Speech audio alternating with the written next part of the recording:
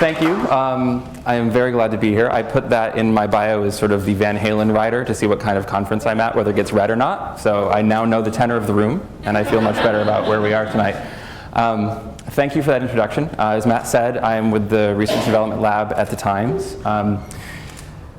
As I've mentioned to a few people here tonight, we have a valuable and really invaluable resource within the Times. We have this lab where we have some of the smartest and most creative people that I've worked with who get to do really interesting things with technology and consumer behavior every day. We talk about things, everything from ontology and philosophy to ad rates and CPMs, and sometimes those do actually come together in the same room, believe it or not. And this is really what our lab looks like. It's messy, sure. There's a lot of whiteboards and a lot of sticky notes, but there's also a hardware space there. We've got a MakerBot that you can't quite see there, and we've also got some of those demos that we have been showing on our nytlabs.com site a couple of times as well. One of the things that we do for the Times Company is to bring in advertisers and agencies to show them what we think the future of technology and content consumption are going to look like. It helps sort of bolster our viewpoint as a future-looking and future-forward news-gathering organization and not a gray lady, as it were. I have a small confession to make before we get started too much. What you're about to see is something of an out-of-town tryout. This is a mashup of a couple of different talks that we've been giving over the last 6 months or so. When I was asked to come here and present, and when I saw the speakers who were listed here, Dave Stanton and Jeremy and Matt and everybody else who's here, I couldn't give the advertiser talk. I couldn't give the hey, look at the Google Glass talk, because you're all half drunk anyway and you'd fall asleep. And we don't need that. We don't need that. 3/4, right? So as I go through this, feel free to keep notes if you think there's places that I can improve. I would love your feedback on it. And as we get to the end, within the lab we cover a lot of different issues. And if I've not covered an issue that you're dying to ask a question about, feel free to go off topic when we get to the end. I'm going to leave lots of time for questions. So the other thing is that these talks also tend to be rather upbeat and positive, sort of, oh gee whiz, look at the new neat thing we get to play with. Again, I think we're going to do that. We're going to talk about some technology. We're going to show you some new things that we think are important. But I wanted to frame it a little bit more broadly for this audience. And I apologize if this comes as a bit of a shock. The web is evolving way faster than our understanding of it, than our image of it, the thing that we have in our minds about what it means to distribute information and just to reach our readers. And there's a really good reason for this, and I don't mean this with any disrespect. Coming from the New York Times, we are guilty of this as well.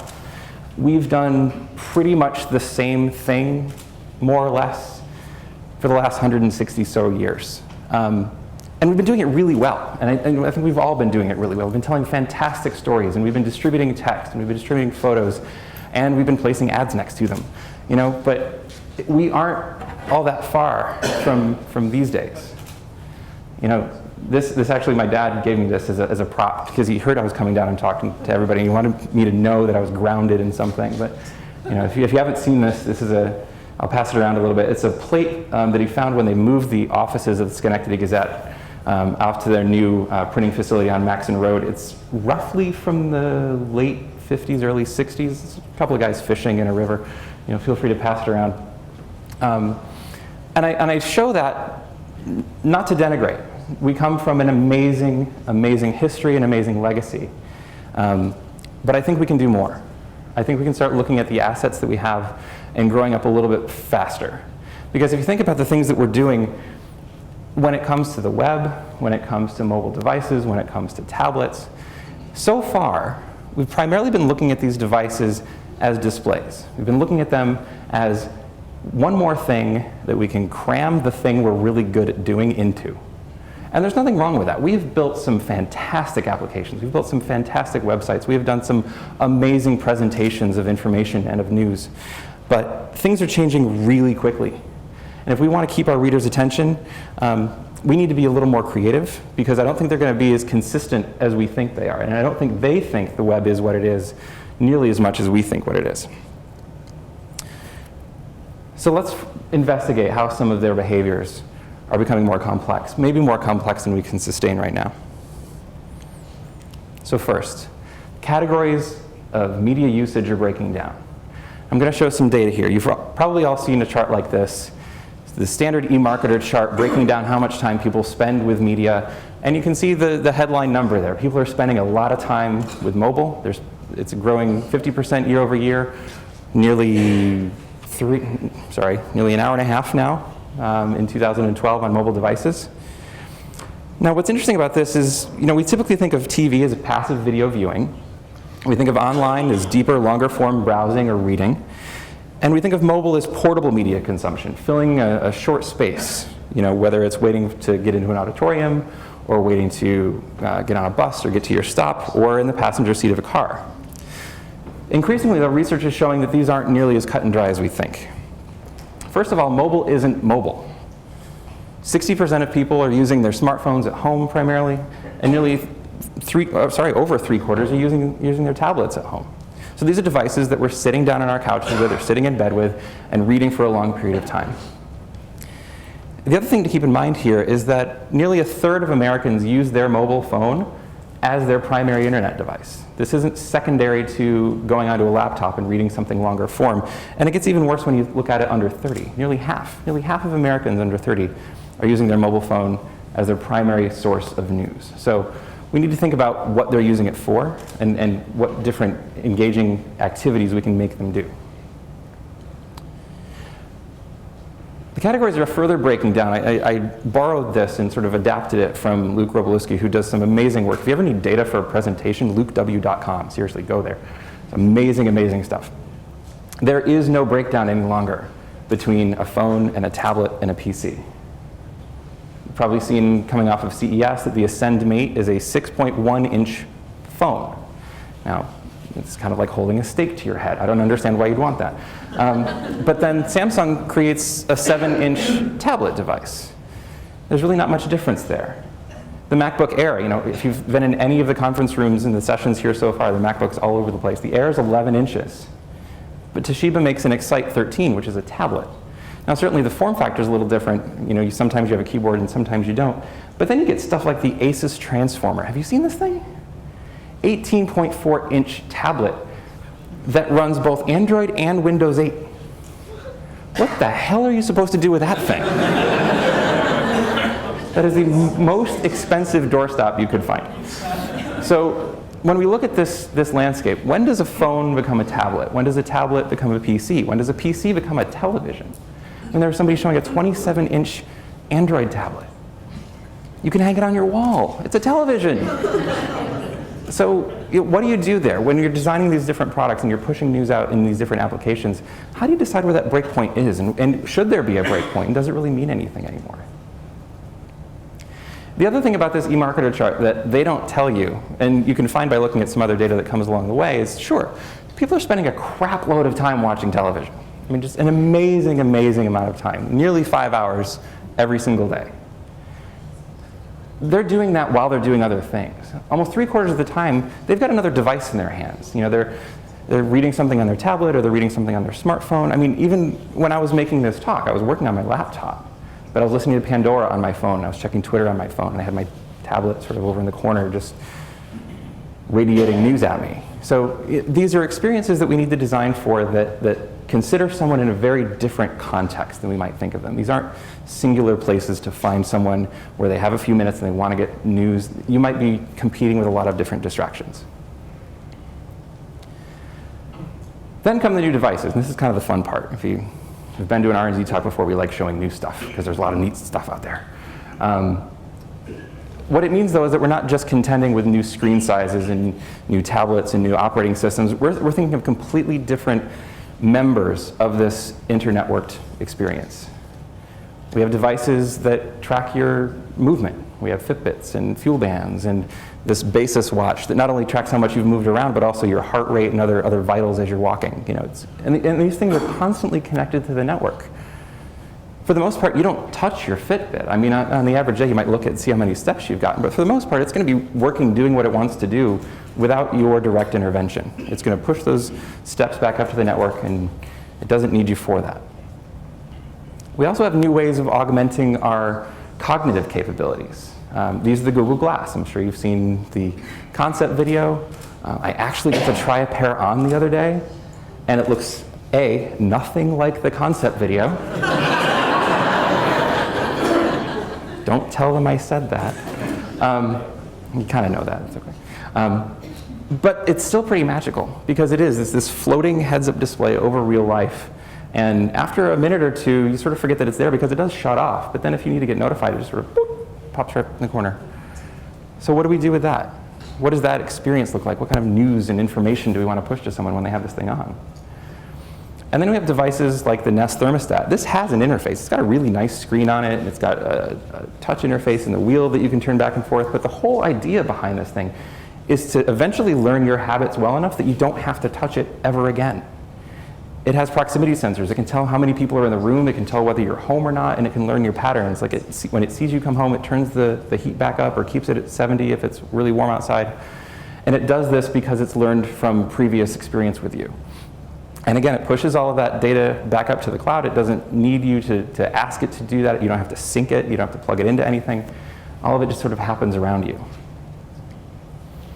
And it gets even deeper into that. We see devices being embedded all over the places in things that we touch and feel every day. You drive your car, and it might be getting radio signals from other cars on the road, from emergency response vehicles, from the road itself, telling you about conditions. Maybe the road knows that it's cold outside and warns your car. I mean, your car probably knows. But consider that it may be changing the way that you interact with it. It may be subtly modifying how it applies the brake or takes that turn just because it thinks it knows a little bit better than you. And it probably does, and you don't even notice it. It provides this affordance to you just for free. And even the environment itself can become actuated with data. This is a concept for a building that responds to weather information and the heat within the building. So if it's too sunny outside or if it's warm, these shades will close. And while that's a really nice affordance for the people who work in that building, they can keep it nice and cool, you can look up at that building as you're driving by and get a bit of information about the climate or the weather. And why does it have to just be weather? Why can't the New York Stock Exchange turn green when the stock exchange is high for that day or red when it's down, These things happen all the time. Is anyone here from Boston or been through? The Hancock Tower, it blinks and turns blue and red and stuff based on the weather. And you can look out your window and just look at it and know what's going on. So these sorts of things are going to be coming into our experience all over the place. And they're going to be coming into our experiences asking very different things of us. So far, we've had a pretty simple time of it. We've been working with keyboard and mouse, and then we got single and multi-touch. But we can quickly see that these are not going to be the only places that we get information. We got gesture. If you were in the teach-in, there's a discussion about Connect for Windows. On the right here, that's a demonstration of something called the Leap touch sensor, the motion sensor. Right now, it's about the size of a pack of spearmint gum. By the time it gets released, it'll be about the size of a diabetes test strip, and it will be built into your laptop, where you can just wave at it, and it'll see your hand. And it's sub-millimeter response. It can know exactly where you are. You can play Fruit Ninja with chopsticks if you wanted to. It's crazy. I don't know why you'd do that, but you could. And of course, voice. We think a lot about all the different Google things that are coming along. These things are great. We have a creative technologist in my lab who all day will just be talking to his tablet. We all sort of do this. You have a sort of one-upsmanship fight with someone, and you go to Google to look up what the right answer is. He'll just yell out Google and ask a question, and his tablet will respond with the answer. He doesn't even need to look at it. It's just there.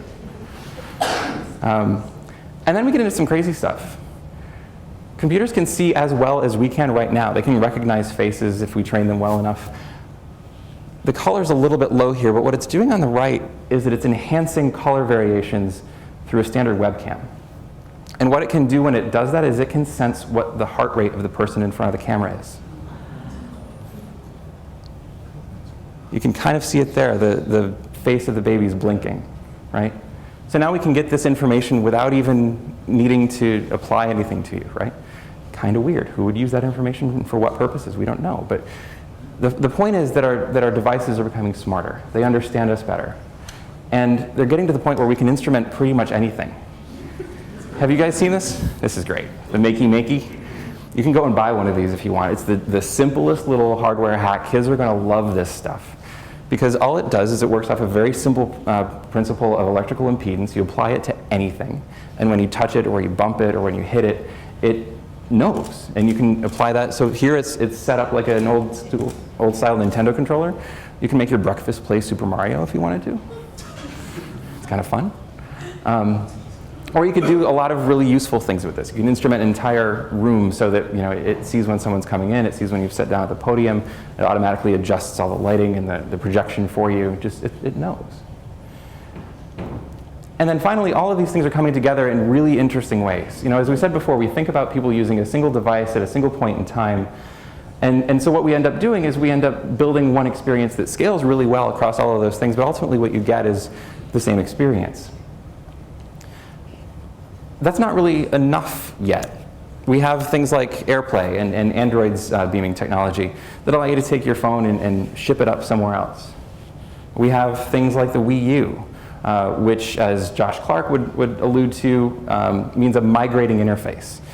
If you've ever played with one of these things, it is one of the most schizophrenic experiences you can have in your entire life. Because there will be a moment when you're looking at the television, it will say, look at your pad. And so you'll look down and you'll do something here and it'll say, okay, you're done, now look up. Ian Bogost had this great review of it, and it was basically not a 2-screen experience, it was a 0-screen experience because he didn't know where he was supposed to be looking at any one point, which it was fantastic. And speaking of migrating interfaces, I'm doing that right now. I can see the slide that I have, I can see my presenter notes, and I can switch to the next right here. And so similarly with the Xbox Smart Glass, I can migrate my interface and I can change the next song just from my phone. And then we can begin to put these devices together into different experiences so that they can borrow capabilities from one another. We kind of already have this with your phone sharing a Bluetooth network connection to your PC. Here is some open source code from MIT called the Junkyard Jumbotron. These phones all know where each other are. That's a tough one to parse. I apologize for the linguists in the room. These phones all sense each other in space, and they can take an image or a video and play it, and you can move them around, and it actually changes their orientation as it continues. And so what you end up with is a pretty complex ecosystem of interaction. This was something put together by a design studio in Germany, I believe, the Precious Design Studio. And this is just one way that you might think about breaking these different things down. Everything from simultaneity to screen sharing to synchronization, the different ways that these devices all begin to work together in ways that we haven't really started to wrap our heads around. So it's easy to see how we got here. We got here from evolving off of a print product and evolving into the web, and then evolving that into mobile and tablet experiences. And so we started out with the static web, and things eventually got to the point where we understood how they worked. It took us a while even to understand whether this was something we wanted to do, whether it was something that would make us money or be deleterious to our print products, but we eventually got it. We got content management systems, and we started putting video online. And then we got the social web. We understood that our readers were doing more than just reading, and they could share our information, and so we made it more flexible and fluid, and we started listening. And then we started building these responsive experiences that move from web to mobile to tablet. And I think we're now on the cusp of something new. Now, the trouble with this is I have no idea what to call it. So hopefully you can help me with this. But it's characterized by a pretty simple transformation. We thought of our interfaces as beholden to us. The whole purpose that they were there was to provide a way for us to get to information, whether that was us ourselves or our readers. But the point was that a tablet or a phone or a screen was there to provide information to a person. And when that person walked away from the tablet, when they set it down, it stopped doing whatever it was doing. It was dormant. It didn't need to be there anymore. And increasingly what we're finding is that these devices are networked to each other. They're networked to sensors, they're networked to servers, and they're networked to us. And suddenly we're all equal actors in this network. In fact, we're actually at a bit of a disadvantage because we don't actually talk to the network. We talk to the network through these devices. But they're all talking to each other. And so we create this sort of personal area network, this sort of secondary nervous system of devices and sensors that live over us and sort of talk through our phones to the rest of the data around us. And then they, in turn, talk to each other. So our networks are all inter-networked.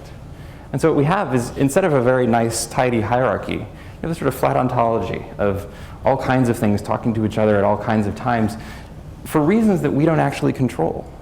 I mean, we all have these phones, right? Apple is storing data about where locations are stored. It stores Wi-Fi points, it stores network connections, and it shares that with the device manufacturer, and it shares it with the network provider so that they can provide better directions to other people. If you're the first person to go there, congratulations, you just found a Wi-Fi point for the first time, and everybody else who drives past there is going to have a better experience because you did that. But that wasn't for you, that was for someone else. And so the point here, again, is we don't know quite what to talk about here, how to refer to this, because we've been talking about this basic idea for a really long time. You know, we thought about it first as ubiquitous computing, you know, sort of a big, heavy word, you know. And then we sort of got into the Internet of Things, which is this idea that our toasters and our watches and everything would be talking to each other, and they kind of do, but I think it's bigger than that. And I think it's bigger than that because it inspires a lot of discussion that happens both with a thing and with us, that there's a relationship here that happens. So, you know, for now, let's call it atmospheric networking. It's a bit like air. It's sort of around you. And much like driving down the road, you can tune into different levels of information, you can change your radio station, you can listen to the things that are around you, and it almost feels magic. It almost feels like it's surrounding you. So with that, let's talk about what we can do. Because for a long time we've been talking about consumption. We've been thinking about all of these devices as different ways to deliver information to people. But there are all kinds of other use cases we can start to talk about. So some of the demonstrations that I'll show you here are things that we've done in the lab. Some of them are things that we've found from other publications that have done really well. But I think the point here is to say, what else can we be doing with our readers and our users, and what else can they be doing for us? So let's talk about communication for a little bit. This is a demonstration of a product we'll be launching hopefully next week, out-of-town tryout, called Quips. This allows you to take notes on any Times article. You can highlight a passage, you can type in a comment along the left side, and you can store it, and it's completely personal to you. If you don't share that special link to that page, no one else can see it. It's your own notes. It's like writing in a book. But if you happen to tweet that out, somebody else can come along and read your notes along with the article, and they can reply to you even. So this has a lot of different use cases. You could have an academic setting where you have professors highlighted pieces along the side of a text, or you could have a discussion group going on a page. You could have, you can think of all kinds of different uses for this. But it's a way to allow people to communicate with each other over our content in ways that we don't have to control or even have to know very much about. Content creation is something we've been asking people to do a lot of. Getting to edit this presentation earlier, I got to grab this off of Instagram on a plane, which is awesome. And we've been asking people to do this for a long time. Send in your photos, tell us your stories, CNN reports, those sorts of things. But we can be a little more directed in that as well. One of the projects that we've worked on in the lab is Compendium. And the idea behind this is that we have an archive of content that can be used for any number of reasons. And it's not always stitched together in the way that makes the most sense for any given application. So for example, if you wanted to learn everything about the Central Park jogger case, you might have to do a little digging to find all those articles. Well, somebody went on Compendium after we launched it and put together an entire timeline of the Central Park jogger case from beginning to end, and annotated each article along the way saying why this development was important, what the police may have gotten right or wrong at that point, and then followed up later with other stories in the way. And of course, all of that is completely editable. Naturally, you can't edit the articles, and we have a very fine line between what we said and what the person who's writing this said. And it's very clear what is ours and what is theirs. But it allows them to create linkages of content that are interesting. They might pull things together that we hadn't thought were related. And we can use that in a number of different ways. And we can also just allow people to get to content that they wouldn't have found otherwise. Gaming is a great one. Has anyone seen this one before? This is rather morbid. This is from Channel 4. It's the sweatshop game. You're running a shoe company, and you have to make sure your employees don't die. It's kind of sad. It's kind of a big thing. There were some great write-ups of this. Somebody from the New Yorker played it, and he said, oh yeah, I should put a water bubbler somewhere on the floor so they don't die of dehydration. That's right, I should do that. But I was getting such good money for my shoes. it completely changes your outlook on a story or on an issue if you have to sit in the chair of someone else, you know? And this was rather involved. This took a lot of effort from a lot of different people. Actually, they hired an outside creative agency to build it for them. But you can do smaller things. You can do something like You Fixed the Budget, which the Times did last year, actually won a Pulitzer. All it did was ask people to come on and say, what would you cut or what would you tax? And eventually you get to a point where you can share that budget out with the rest of the world. Or we can do much smaller things. Crowdsourcing techniques rely on people's interest in solving puzzles. And so whether it was the Palin emails or the Hillary Clinton White House schedule or the MP expenses or the mysteries of a Nazi photo album, all of these were, you know, corpuses of data that were just thrown online and thrown to people and said, help us out. We don't know what these are. You know, amazing work came out of the MP expenses applications that were built at The Guardian.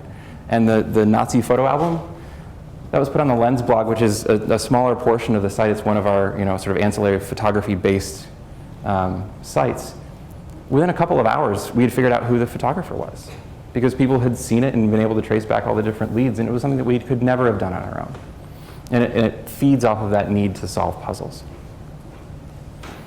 Alerting is a really simple one. It happens to us all the time with our push notifications. It's going to become increasingly important as we have different devices augmenting our experience. This is an example of an application that was built for one of our innovation challenges called Ticker. It's an iPad app, and all it does is it listens to the Times Wire feed, so that anytime a new story is posted, it comes up in the top and pushes the whole stack down. It's not even meant to be read. It's purely ambient. So you can see when something new has been published, and if you're really interested, you can go and find it. We can then take that a step further in a use case that we call augmentation, which is to take an alerting feature and add some information about the user's context in this. We typically think of this in terms of mobile devices, but it could be something stationary, like the Mirror project that we had in the lab that provides you contextual information about your health or your upcoming day as you're getting ready in the morning.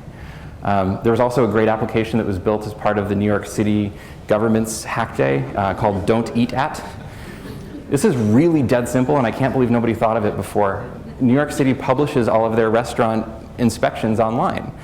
And so if you connect your Foursquare account to Don't Eat At, and you check in at a place that has a C or worse, you get a push notification saying you might want to choose somewhere else to go to have dinner. It is dead simple, right? But of course you're all going to sign up now when you come to New York and visit, right? It's fantastic. And then finally, we look at guidance as well, which is sort of another step forward off of augmentation. This is when someone has an immediate need, and we as information providers might be able to solve that need. So a couple of years ago, the R&D department partnered with our friends in the newsroom at the style desk and at the dining desk to create the Scoop. So you can see, you know, not only what all the restaurants are in New York City or all the different bars you might be able to go to, but just those that we think are the best. And you can do that on your browser and take a look at them all. Or you can take a look at a map when you're out and say, what's around me and where can I go right now? It serves an immediate need with information that we already had with a very, very low amount of development required. And one of the things that we're starting to look at as well is what other areas we can start to guide people through. Here is a concept that we're working on for something that would go in the kitchen. It's based on an idea that was developed again in one of our innovation challenges. We do them about once a year, where developers or designers from without the company can just come up with any idea they want and build it for a couple of days, and, you know, if they win, they get some money, which is great. But then that idea becomes a part of where we can go next. And so in this case, what we're doing is building a lot of augmentation around what is a really simple tablet experience of viewing a recipe. And here we can do things like listen to voice, we can listen to gesture, we can take pictures as you're doing it to make sure that you're doing it right. We can notice if you're using different ingredients than the ones that were intended for the recipe and maybe fork it off in sort of a GitHub kind of fashion. And we're even working on whether we can augment the countertop that you're on. You know, for me, one of the things that I look at first when I'm about to cook something is how many pots and pans and dishes it's going to take and whether I should run the dishwasher first. This is intended to get around that. It sort of superimposes all of that right on the counter, so you can see just how many pots and pans and everything you're going to need as you get going. So all this is sort of a long-winded way of saying, what are some of the ways that we can begin to build some of these experiences for people outside of the traditional consumption experience? And I say outside on purpose because consumption is still the main way that people are going to get our information. I don't want to dismiss that, but we've all gotten really good at that, and we're continuing to work at that. So let's think a bit more broadly. The first thing is to think about the function that this person might perform rather than the form factor.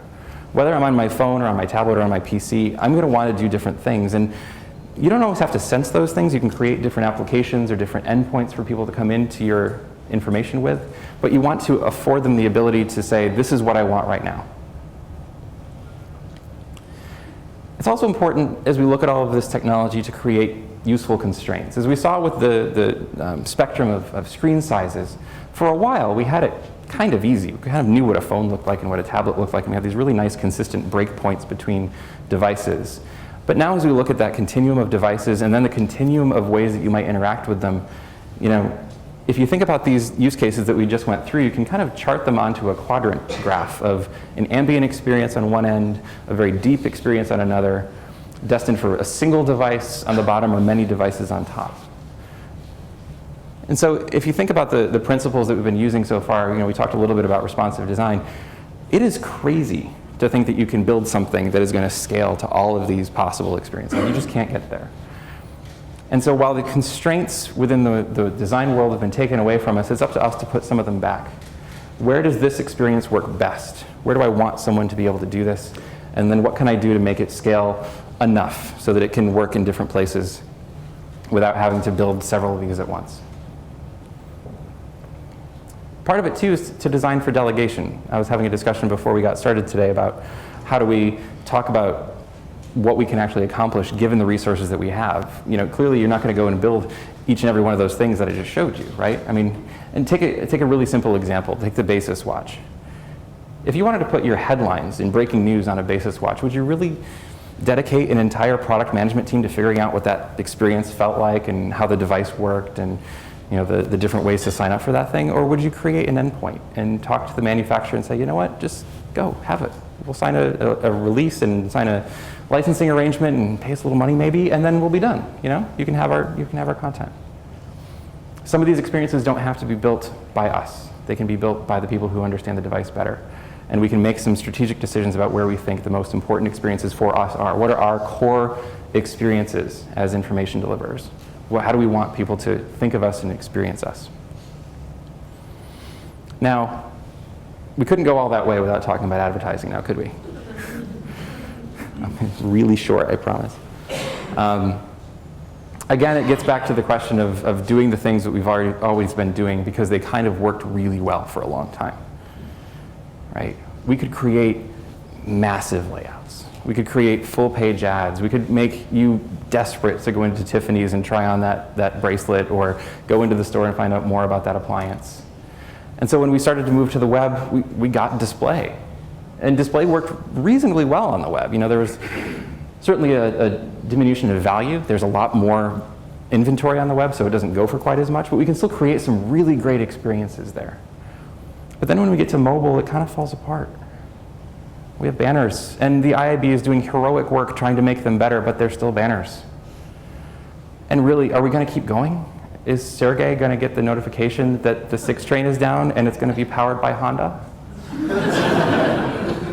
I hope not. Because that would suck, right?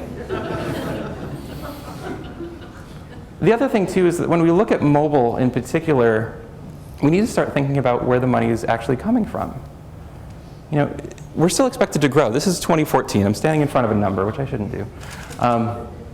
And it's up a few percentage points overall. The US ad market for 2014 is up, which is good. And that apocryphal quote about digital dimes being traded for offline dollars, at least they're about quarters now. That's better, right? And so yes, in 2014, it's expected that about $48 billion is going to be spent on advertising online in some way, shape, or form. That encompasses everything, search and display, what have you. Of that, about $11 billion is expected to be spent on mobile advertising. And again, everything all in. Display, search. It's not a bad number. We can carve that up, right? 5 companies are going to get 9 of that. Now, I bet you can name 4 of them right off the bat, and I'm going to give them to you easy. They're really easy, right? It's Facebook, it's Twitter, it's Apple. God damn it. Facebook, Twitter, Apple, and Google, right? Google's at 58%. They're big. We know them. Those guys. They're smart. So Google, Facebook, Apple, and Twitter. Actually they're third, they're not fifth, they're third. Does anybody know? No? No. BuzzFeed? US only. Nope. Pandora. Pandora will be the third largest recipient of mobile ad dollars in 2014 according to these studies. Which is great for Pandora, right? It's just in a completely different universe. And it sort of illustrates the fact that we're competing with people who we've never competed with before.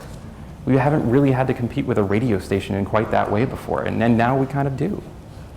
And so what's left is about $2 billion for literally everybody else who's doing anything on a mobile phone. That's a really small sliver when you consider how bad it's been when we've been fighting for that 48. So, of course, advertising is still going to be a part of our business. We will still have banners wherever we can put them, and we will do sponsored content. But part of what I think we need to get better at is creating experiences that people are willing to pay for and not just subscribe to. I know there's been a lot of press about the success of the Times paywall, and certainly that's one component of it. But if you build a great game, charge $1 for it. You know, people are willing to pay in incremental amounts for things that they value.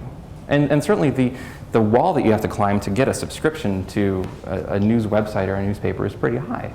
And if you can find people who are willing to give something, but maybe not as much as a full year subscription's worth, there are other ways through that too. And it isn't just about our readers either. It's also about the partners that we share this content with, about the device manufacturers and the people who create the new experiences and get there first. You know, they can license content from us, you know. I know they come knocking at our door, they come knocking at the Globe, they come knocking at other publications like the LA Times. They've got a new device and they want that logo on that box so that when you go into the Best Buy, you know that there's going to be something on it for you to read or for you to watch. That's a valuable opportunity. So let me say in sum then, atmospheric networking is going to radically change how we design information experiences. As you've seen here, from the devices to the interaction methods to the business models, what we're facing is a significant change. And we have been through significant change before, but this one is frankly a little different. It's in many different directions at once.